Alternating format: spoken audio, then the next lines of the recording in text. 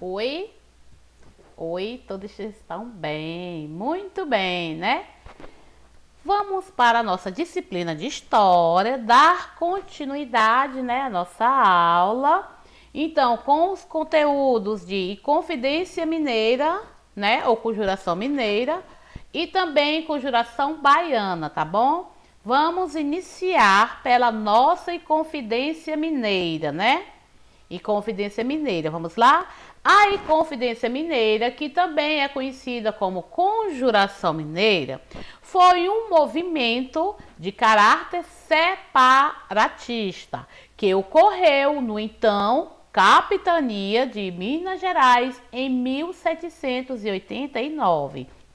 Então, a Inconfidência Mineira, ou também conhecida como Conjuração Mineira, foi um movimento de caráter separatista que ocorreu na então Capitania de Minas Gerais no ano de 1789.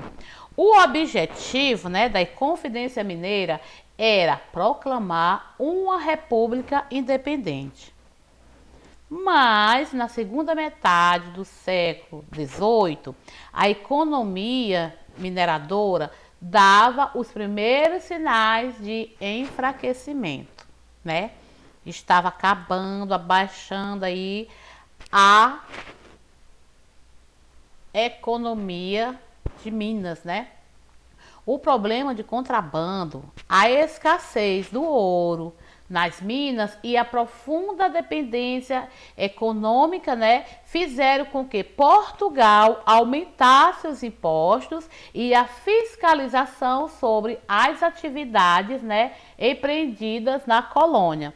Então, com a escassez, né, que já estava acabando, que nós acabamos de ler, aí lá vem o problema de contrabando, a escassez, né, que estava acabando o ouro nas minas e a profunda dependência econômica fizeram com que Portugal, né, aumentasse os impostos e a fiscalização sobre as atividades empreendidas na colônia, que era ouro, né, bastante ouro. Por isso que hoje até Minas Gerais, né, por isso que colocaram o samba de Minas Gerais.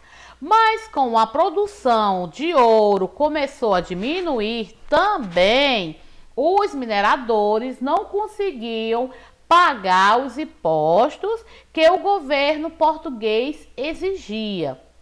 Revoltando-se contra essa atitude, né? Isso fez surgir no ano de 1789, em Vila Rica, que hoje é atual Ouro Preto, estado de Minas Gerais, uma conspiração que ficou conhecida como Inconfidência Mineira. Já ouviram falar na Inconfidência Mineira? Desse movimento faziam parte idealistas, intelectuais, padres, comerciantes e a elite mineira. Esse movimento aí, né, essas pessoas faziam parte desse movimento que queria tornar o Brasil independente de Portugal. Queria que tivesse uma república, queria que o Brasil fosse república, que não fosse mais independente de Portugal. Então, esse movimento fazia parte idealistas, né, intelectuais, padres, comerciantes e a elite mineira, claro, né?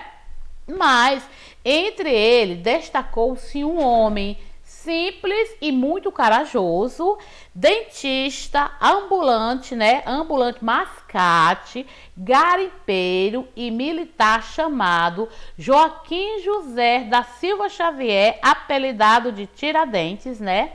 Ele foi o patrono, né? Foi o Marte.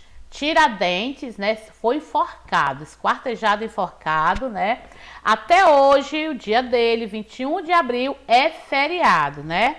Todo ano, 21 de abril é feriado por Tiradentes, em homenagem ao Tiradentes, o Marte da Inconfidência, tá certo? Então, entre eles, destacou um homem simples e muito corajoso. Olha as características de Tiradentes: dentista, ambulante, mascate, garimpeiro e militar chamado Joaquim José da Silva Xavier, apelidado de Tiradentes, né? o Marte da Inconfidência Mineira. O decreto da derrama foi uma lei criada por Portugal, que a cada ano as regiões de exploração deveriam pagar, né, 100 arrobas de ouro, o equivale a 1.500 quilos. Um arroba custa 5 quilos, né? E 100, né? 100 vezes 15 é igual a 1.500 quilos. Então, com isso aí, né? Foi um decreto, fizeram um decreto da derrama. Foi uma lei criada por Portugal, que a cada ano as regiões de exploração deveriam pagar 100 arrobas, gente, 100 arrobas. Esses 100 arrobas de ouro equivale a 1.500 quilos de ouro. Eles deveriam pagar, né? Então, a derrama era um dispositivo fiscal aplicado em Minas Gerais a fim de assegurar o teto de 100 arrobas anuais na arrecadação do quinto. Olha aí, né? A exploração começa desde muitos anos, né? Desde muitos anos aqui no Brasil, né? Nem brasileiros são, né? Que são Portugal. Então, a derrama era isso, era um dispositivo, né, um fiscal aplicado em Minas Gerais a fim de assegurar o teto de 100 arrobas anuais na arrecadação do quinto. Arroba, gente, significa 15 quilos. 15 quilos é uma arroba, né? Então, aí, parabéns, né? E o quinto, tio, que era o quinto? Era o quintal? Não. O quinto era uma parte do ouro, né? 20%.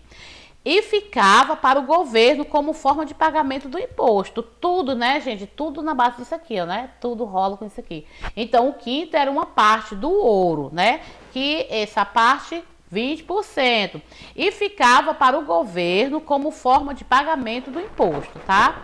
Então, os confidentes não queriam isso, né? Era contra isso. Queria que o Brasil fosse independente desse povo aí que fazia esse tipo aí de imposto, tá certo? Então, os confidentes, eles estavam se reunindo, né, para acontecer a liberdade, a independência de Brasil, Portugal, mas só que a reunião não deu certo, né? Então, aí, ó, os confidentes não tiveram êxito, né? Não obtiveram êxito em seus planos, que eles estavam planejando, né? Pois um dos seus membros que estavam lá, né, Joaquim Silvério dos Reis, denunciou seus companheiros em troca do perdão de suas dívidas. Então, eles participavam de uma reunião, né, os intelectuais, os idealistas e até o Tiradentes, né, Joaquim José da Silva Xavier, sempre se agrupavam para planejar como tornar o Brasil independente de Portugal. Só que desses grupos tinha um que virou a casaca, como nós falamos, né? Que foi Joaquim Silvério dos Santos, que denunciou todo o plano, citou nome de quem estava, né? Aí acabou o plano.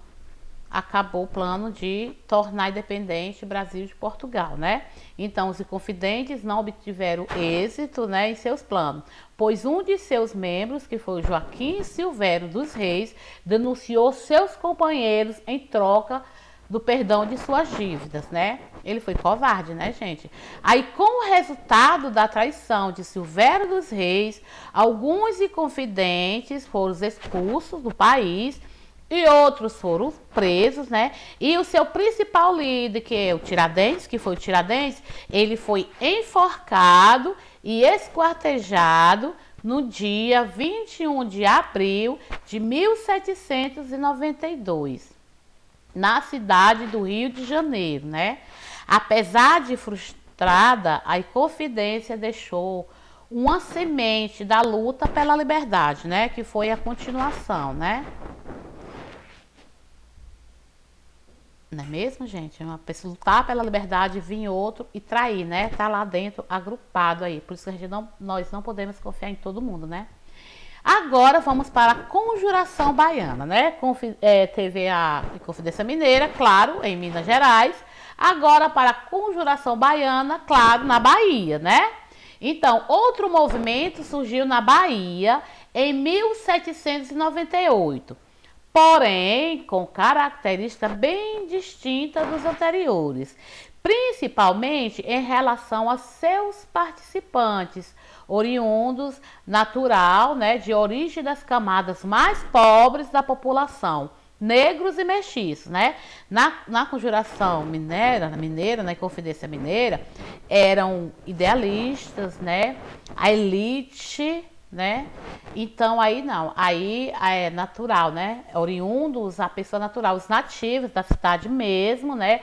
Pobres da população, negros e mestiços. Aí eram as pessoas que eram os participantes da conjuração baiana. Diferente, né? Oposto. Esse movimento, conhecido como Conjuração Baiana ou Revolta dos Alfaiates, tinha como líderes João de Deus, acho que isso aí é uma pergunta do TD, João de Deus do Nascimento e Manuel Faustino dos Santos Lira, né? E defendia a proclamação da República, o fim, o que eles queriam? O fim dos privilégios para os mais ricos e a igualdade racial e fraternidade e a extinção da escravatura, acabar com a escravatura do nosso país. Então, esse movimento aí, né, da Conjuração Baiana, ou Revolta dos Alfaiates, eles tinham como líderes João de Deus do Nascimento e Manuel Faustino dos Santos Lira, e defendia a proclamação da República, o fim dos privilégios para os mais ricos, a igualdade racial e fraternal e a extinção da escravatura em nosso país. Tá bom? Qual foi a melhor, mineira ou a baiana, né? Então, com esse, né, resumo aí que nós acabamos de ler, de estudar, vocês vão fazer o TD de quê? História, tá bom? Beijo, bem feitinho, bem direitinho, tá certo? Inconfidência Mineira e Conjuração Baiana, tá? Tá bem legalzinho o TD, tá, gente? Tá só nessa aula aí dá pra responder tudinho, tá bom? Beijos. Até logo.